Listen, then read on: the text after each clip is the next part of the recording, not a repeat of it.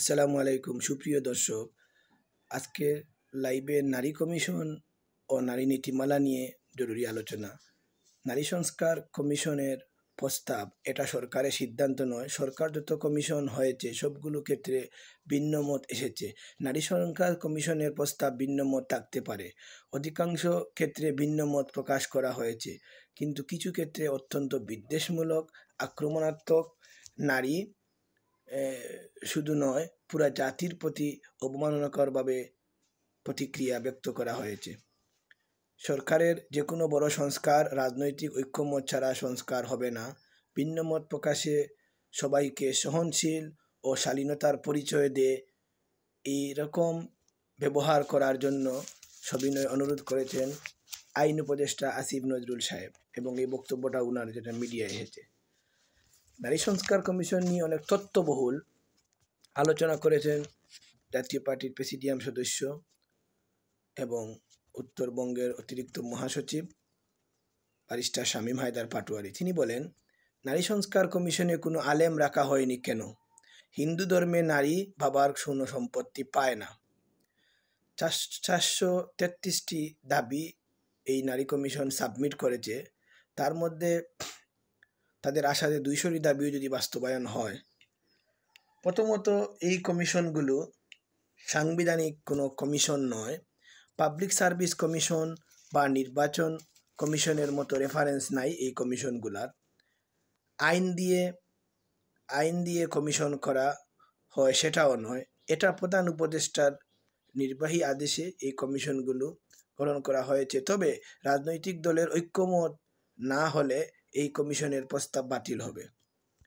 বাংলাদেশের মুসলিম প্রধান দেশ, সেখানে আলেম বা ইসলামী চিন্তাবিদ রাখা হয়নি কেন বা রাখা হয়নি কেন সেটা জনগণের দাবি। সেরকম করা হলো না কেন? কারণ তারা তো এই মুসলিম চিন্তাবিদ এবং আলেমরাও তো এদেশের নাগরিক। যে সকল নারীরা ইসলামকে প্র্যাকটিস করে বা ইসলাম মানে, তাদের ডাকা হয়েছে কি? যদি তাদের ডাকা না হয় তাহলে তো এই নারী কমিশনের প্রসেসটাই গণতান্ত্রিক হয়নি। এটা একটা ডিফেক্ট রয়ে গেছে। দ্বিতীয় হলো, ইউনিফর্ম ফ্যামিলির কথা বলা হয়েছে। এটা 40 বছর আগের পুরনো স্পষ্ট বিষয়। সিডো কনভারসেশন আছে যেখানে দুটোতে বাংলাদেশ সাইন করেছে। তার মধ্যে একটা হলো এটা আন্তর্জাতিক আইন করেনি, আন্তর্জাতিকভাবে এটা সাইন করেনি। তাত্ত্বিক ব্যাখ্যা এটা থাকতে পারে। ছেলে মেয়ে সমান সম্পত্তি আমরা চাইলে উপহার হিসেবে ছেলে মেয়েকে সমান দিয়ে দিতে পারি।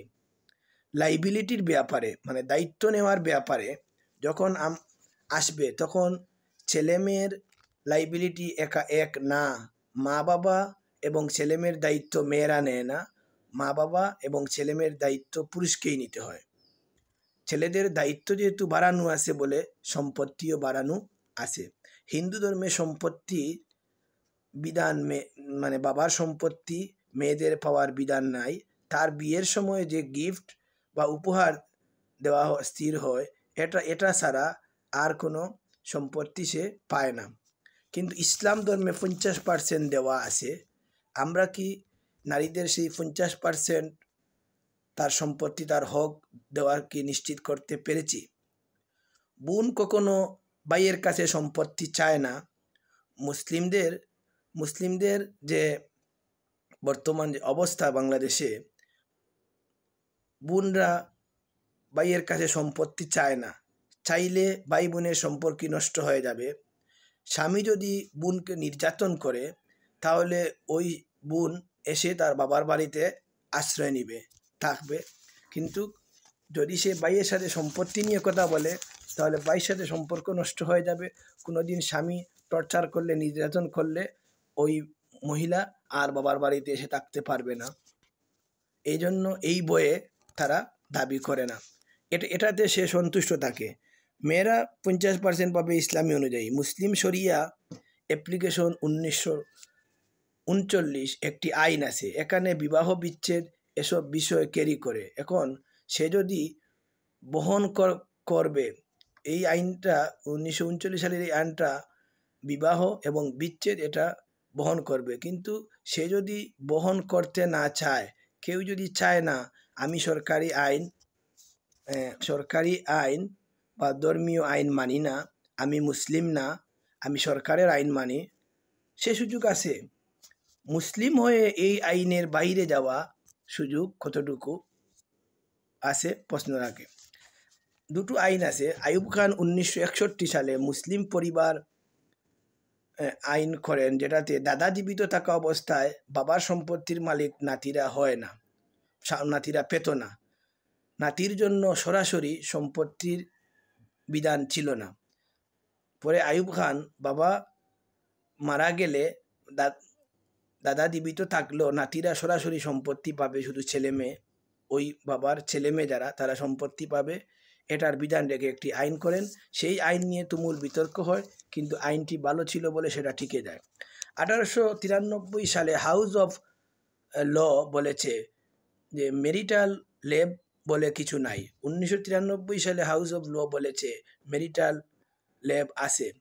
আমাদের দেশীয় মেরিটাল লেব আছে। 14 বছরের নিচে কোনো মেয়েকে বিবাহ করলে বা তার সম্মতিক্রমে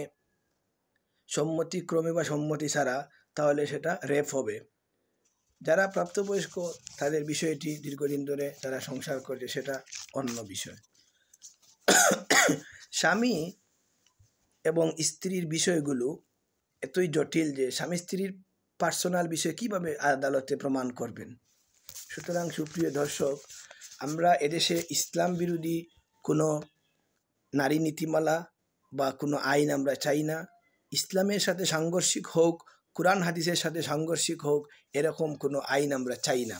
আবার যুক্তিসঙ্গত প্রতিবাদ জানাতে গিয়ে রাষ্ট্রকে এবং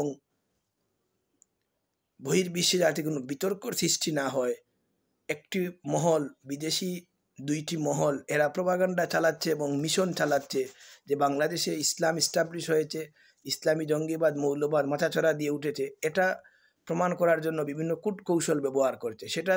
সেদিকে আমরা সতর্ক রেখে আমরা শান্ত শৃঙ্খলাভাবে যুক্তিসঙ্গতভাবে আন্দোলন এবং প্রতিবাদ জানিয়ে কোরআন এবং হাদিস বিরোধী আইন প্রত্যাখ্যান করে সাম্যতা এবং কোরআন এবং হাদিসের আলোকে মুসলিম আইন প্রণীত হোক, নারীদের ন্যায্য অধিকার দেওয়া হোক এবং পুরুষরাও যাতে নির্যাতিত না হয় সেটাও রাখা হোক, এই আশা ব্যক্ত করে আজকে লাইভ এখানে শেষ করছি।